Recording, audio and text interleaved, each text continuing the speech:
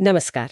आज 25 जनवरी 2026 की तारीख से जुड़ी कुछ अहम सुर्खियों और घटनाओं को समझने की कोशिश करते हैं। जी। हमारे पास करंट अफेयर्स के कुछ नोट्स हैं, पर हम सिर्फ खबरें पढ़ेंगे नहीं। नहीं, बिल्कुल नहीं। आज का मकसद ये देखना है कि ये जो अलग अलग दिखने वाली घटनाएं हैं, ये मिलकर भारत की कहानी कैसे कह रही हैं। हाँ, क्योंकि एक ही दिन में लोकतंत्र भी है, टेक्नोलॉजी भी, पर्यावरण और हमारी वैश्विक पहचान भी, सब कुछ एक साथ दिख रहा है। बिल्कुल। और एक तरह से ये दिन इस सवाल को सामने रखता है कि भारत अपने अतीत और अपने भविष्य के बीच वो संतुलन कैसे बना रहा है। क्या बात है, आपने तो शुरुआत में ही एक बड़ा सवाल खड़ा कर दिया। तो चलिए इसी सवाल को ध्यान में रखते हुए शुरू करते हैं। जी। 25 जनवरी को दो बहुत बड़े राष्ट्रीय दिवस मनाए जाते हैं। एक तो है राष्ट्रीय मतदाता दिवस और दूसरा राष्ट्रीय पर्यटन दिवस। पहली नजर में तो ये दोनों बिल्कुल अलग लगते हैं। हाँ, एक तरफ वोट डालने का एक गंभीर कर्तव्य और दूसरी तरफ घूमने फिरने का मजा।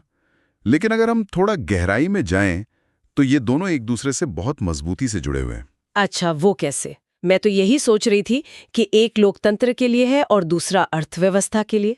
वो तो है, लेकिन सोचिए एक स्थिर लोकतंत्र जहां कानून का राज हो, सुरक्षा की भावना हो, वही तो विदेशी पर्यटकों के लिए सबसे बड़ा आकर्षण होता है। कोई भी ऐसे देश में छुट्टियां बिताना नहीं चाहेगा, चाहे राजनीतिक अस्थिरता हो या हालात ठीक ना हो, है ना? सही बात है। तो हमारा मजबूत लोकतंत्र सीधे सीधे हमारे पर्यटन उद्योग को ताकत देता है। और जब पर्यटन से अर्थव्यवस्था मजबूत होती है तो देश में विकास होता है, लोगों का जीवन बेहतर होता है। और लोकतंत्र में उनका विश्वास और भी पक्का होता है। एग्जैक्टली। ये तो मैंने सोचा ही नहीं था। यानी हमारा वोट सिर्फ सरकार नहीं बनाता, बल्कि दुनिया भर के पर्यटकों को एक तरह का भरोसा भी देता है। बिल्कुल। वैसे ये जो मतदाता दिवस है, ये 25 जनवरी 1950 को चुनाव आयोग की स्थापना की याद में मनाया जाता है और इसकी शुरुआत 2011 में हुई थी। हाँ, और इसका मुख्य उद्देश्य था नए वोटर्स को, खासकर युवाओं को, चुनावी प्रक्रिया में हिस्सा लेने के लिए प्रोत्साहित करना। तो ये दोनों दिन हमें नागरिक के तौर पर हमारी दोहरी भूमिका की याद दिलाते हैं। एक जिम्मेदार मतदाता और दूसरा देश की तरक्की में एक भागीदार। बिल्कुल सही कहा आपने। इसी जिम्मेदारी और पहचान की बात को आगे बढ़ाते हैं। 25 जनवरी हिमाचल प्रदेश के लिए भी बहुत बड़ा दिन है। हाँ, उनका पूर्ण राज्यत्व दिवस। जी, 1971 में आज ही के दिन हिमाचल भारत का 18वां राज्य बना था। और देखिए कैसा संयोग है हाँ, कि इसी दिन 2026 में विश्व कुष्ठ रोग दिवस भी मनाया जा रहा है, जो जनवरी के आखिरी रविवार को होता है। अगे वाह। एक तरफ एक राज्य को अपनी पूरी पहचान मिल रही है और दूसरी तरफ एक ऐसी बीमारी से जुड़ी गलतफहमियों को मिटाने की कोशिश हो रही है जिसने लाखों लोगों को समाज से अलग थलग कर दिया। हाँ, ये एक बहुत दिलचस्प तुलना है। एक तरफ भौगोलिक और राजनीतिक पहचान है और दूसरी तरफ सामाजिक पहचान और सम्मान की लड़ाई। बिल्कुल। और इसमें एक और परत ये है कि जब हिमाचल जैसे पहाड़ी दूरदराज इलाके को पूर्ण राज्य का दर्जा मिलता है तो ये सिर्फ एक प्रशासनिक फैसला नहीं होता। ये उस क्षेत्र के लोगों को ये एहसास दिलाता है कि वो भी देश की मुख्य धारा का उतना ही अहम हिस्सा हैं। अच्छा। ठीक वैसे ही कुष्ठ रोग के खिलाफ अभियान सिर्फ एक स्वास्थ्य कार्यक्रम नहीं है, ये उन लोगों को समाज की मुख्य धारा में वापस लाने की कोशिश है जिन्हें बीमारी की वजह से बाहर कर दिया गया था। मतलब दोनों ही असल में समावेशन या इंक्लूजन की कहानी है। एग्जैक्टली। क्या शब्द इस्तेमाल किया आपने, बिल्कुल। सम्मान की बात चली है तो पुरस्कारों का भी जिक्र होना चाहिए। मोजाम्बिक की ग्रासा मार्शल को इंदिरा गांधी शांति पुरस्कार 2025 दिया गया है। जी, शांति और विकास में उनके काम के लिए। और सिक्किम पुलिस को राष्ट्रपति पुलिस ध्वज पुरस्कार मिला है। ये राष्ट्रपति पुलिस ध्वज पुरस्कार, इसका क्या महत्व है? देखिए, ये किसी भी राज्य पुलिस बल के लिए सबसे बड़ा सम्मान माना जाता है। ये सेना की प्रेसिडेंट्स कलर्स की तरह ही है। अच्छा। और ये किसी एक बहादुरी के काम के लिए नहीं मिलता, बल्कि सालों की लगातार बेहतरीन सेवा और समर्पण के लिए दिया जाता है। तो ये सिक्किम पुलिस के पूरे फोर्स के लिए एक बहुत बड़े सम्मान की बात है। समझ गई। तो एक तरफ अंतर्राष्ट्रीय स्तर पर शांति के लिए काम करने वालों को सम्मान और दूसरी तरफ देश के अंदर सेवा करने वालों को। जी। अब जरा भविष्य की तरफ देखते हैं, क्योंकि कुछ खबरें ऐसी हैं जो सीधे 20-30 साल आगे की तस्वीर दिखा रहे हैं। एक खबर ने मुझे बहुत आकर्षित किया। तेलंगाना में भारत का पहला नेट जीरो ग्रीनफील्ड स्मार्ट शहर बन रहा है। ये सुनने में किसी साइंस फिक्शन फिल्म जैसा लगता है। हाँ, बिल्कुल। चलिए इसे थोड़ा आसान करते हैं। नेट जीरो का मतलब तो साफ है कि जितना कार्बन उत्सर्जन होगा उतना ही सोख भी लिया जाएगा। हाँ, यानी पर्यावरण पर कोई बोझ नहीं। लेकिन यहाँ ग्रीनफील्ड शब्द बहुत जरूरी है। हाँ, मेरा भी यही सवाल था। ये ग्रीनफील्ड का क्या मतलब है? ग्रीनफील्ड का मतलब है कि इस शहर को बिल्कुल नई खाली जमीन पर, मतलब शून्य से बनाया जाएगा। अच्छा, स्क्रैच से? हाँ, किसी पुराने शहर को सुधारने के बजाय एक नया शहर बसाया जा रहा है, जहां हर चीज, सड़कें, इमारतें, बिजली, पानी, सब कुछ शुरू से ही सस्टेनेबल मॉडल पर डिजाइन किया जाएगा। और स्मार्ट भी है। हाँ, स्मार्ट का मतलब है कि टेक्नोलॉजी का भरपूर इस्तेमाल होगा। ट्रैफिक मैनेजमेंट से लेकर कचरा प्रबंधन तक सब कुछ डेटा और एआई से कंट्रोल होगा। वाह, और इसमें यूएई भी भागीदार है। जी, और ये दिखाता है कि क्लाइमेट चेंज जैसी चुनौतियों के लिए अब अंतर्राष्ट्रीय सहयोग कितना जरूरी हो गया है। मतलब भविष्य के शहर का एक खाका तैयार हो रहा है। और भविष्य की बात हो और एआई का जिक्र ना हो, ये कैसे हो सकता है? हाँ, बिल्कुल नहीं। महाराष्ट्र में टाटा ग्रुप $11 बिलियन का भारी भरकम निवेश करके एक एआई इनोवेशन सिटी बना रहा है। हाँ, और ये तेलंगाना वाले प्रोजेक्ट से बिल्कुल अलग है। तेलंगाना का फोकस पर्यावरण पर है, जबकि महाराष्ट्र का फोकस वो विशुद्ध रूप से टेक्नोलॉजी और अर्थव्यवस्था पर है। तो ये भारत को दुनिया के एआई मैप पर एक बड़े खिलाड़ी के तौर पर स्थापित करने की कोशिश है। बिल्कुल। सोचिए, एक पूरा शहर जो सिर्फ आर्टिफिशियल इंटेलिजेंस के रिसर्च, डेवलपमेंट और एप्लीकेशन के लिए समर्पित हो। ये दिखाता है कि भारत अब सिर्फ टेक्नोलॉजी का यूजर नहीं, बल्कि टेक्नोलॉजी का क्रिएटर बनना चाहता है। लेकिन यहाँ एक डर भी तो लगता है। एक तरफ हम पर्यावरण बचाने के लिए नेट जीरो शहर बना रहे हैं, दूसरी तरफ एआई जैसी टेक्नोलॉजी पर इतना जोर दे रहे हैं जिसके डेटा सेंटर्स बहुत ज्यादा ऊर्जा की खपत करते हैं। हाँ। क्या इन दोनों में कोई टकराव नहीं है? ये आज के दौर का सबसे बड़ा सवाल है, और शायद इसका जवाब हमें राजस्थान से मिल रही खबरों में मिलता है।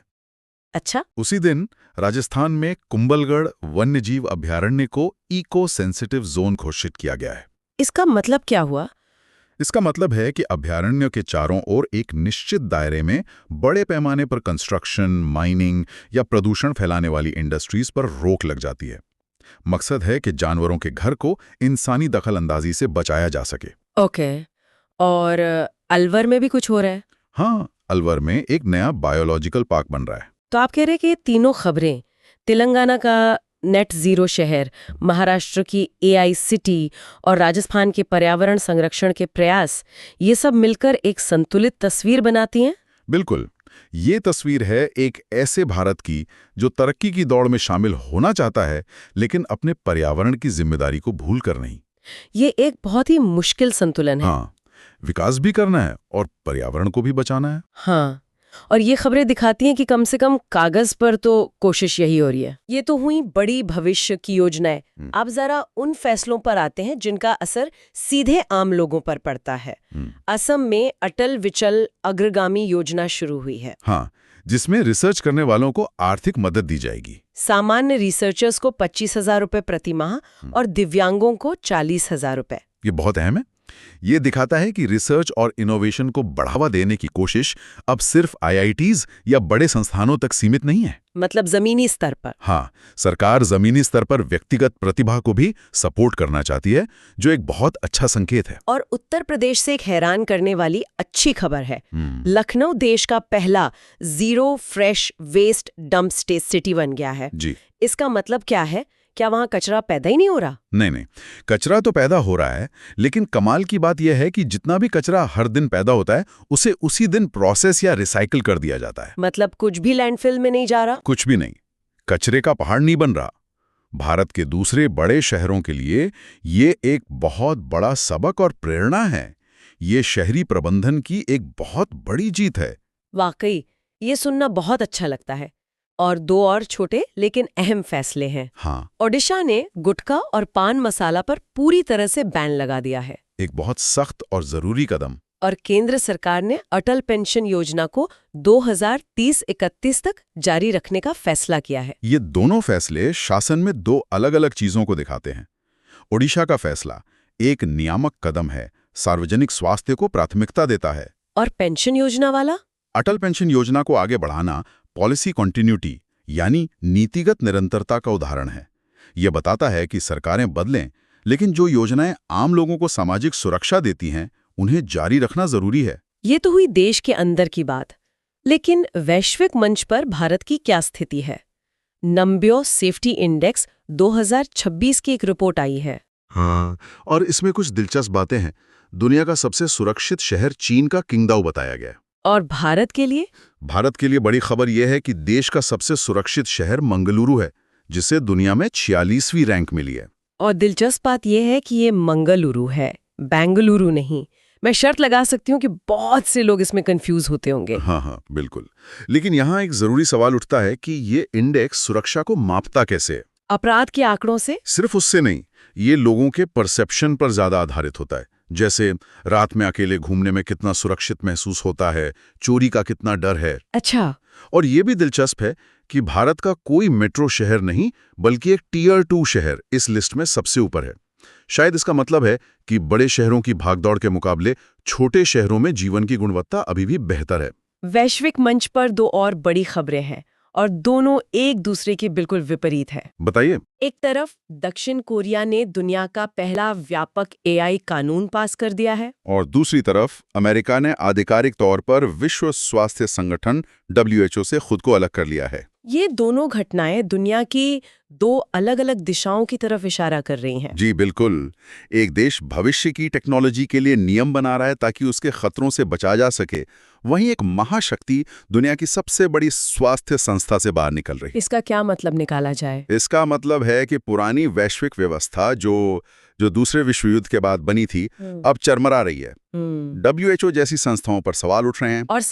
और साथ ही AI जैसी नई ताकतों को नियंत्रित करने के लिए नए नियमों की दौड़ शुरू हो गई है। दक्षिण कोरिया इसमें लीड ले रहा है। ये वैश्विक शक्ति संतुलन में एक बड़े बदलाव का संकेत है। इसी बीच स्विट्जरलैंड के दावोस में वर्ल्ड इकोनॉमिक फोरम की बैठक हो रही है और उसकी थीम है संवाद की भावना।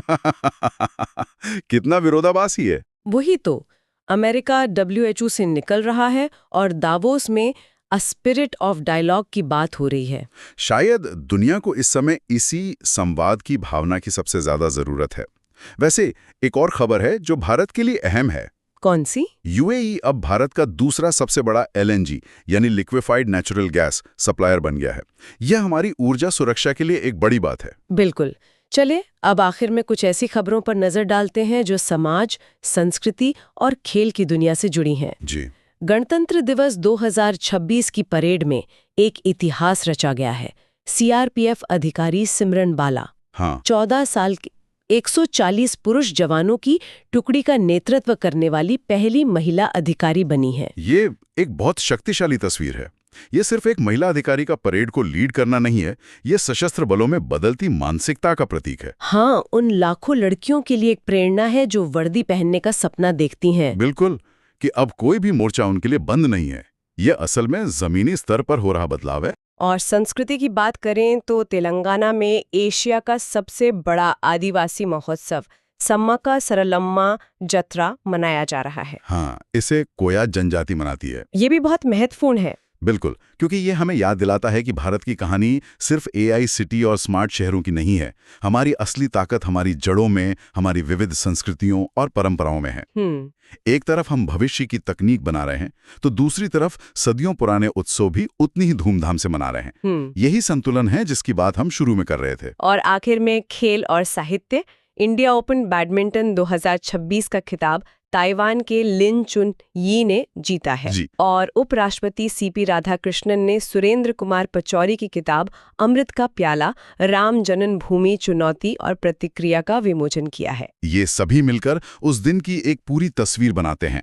नेतृत्व में महिलाओं की भागीदारी से लेकर आदिवासी संस्कृति का जश्न, खेल और साहित्य तक। तो अगर हम आज की पूरी चर्चा को समेटें तो 25 जनवरी 2026 का दिन सिर्फ तारीखों का एक गुच्छा नहीं है।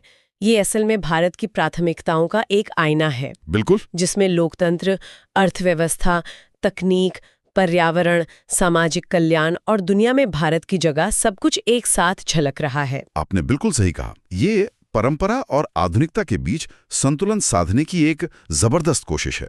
एक तरफ हिमाचल का स्थापना दिवस और तेलंगाना का आदिवासी महोत्सव है जो हमें हमारी जड़ों से जोड़ते हैं, और दूसरी तरफ AI सिटी और नेट जीरो शहर हैं जो हमें भविष्य की ओर ले जा रहे हैं। आज की इस चर्चा से मेरे मन में एक सवाल घूम रहा है। पूछिए। हमने देखा कि दक्षिण कोरिया ने दुनिया का पहला व्यापक AI कानून पारित किया, जबकि उसी समय भारत में एक राज्य अरबों डॉलर का निवेश करके एआई शहर बना रहा है।